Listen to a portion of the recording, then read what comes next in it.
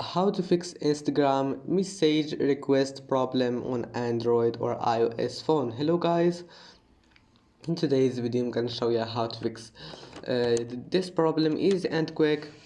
First go to Play Store or App Store, and here make sure your Instagram is updated.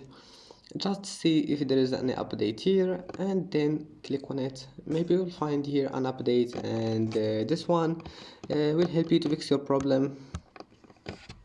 And if that doesn't fix it and you can't find any update or something like that, just go to settings, this one for Android phones, go to apps again, type here Instagram and click on it, then click force stop and go to storage, clear data. You will need to log in again to your accounts after that, but that will help you to fix your problem.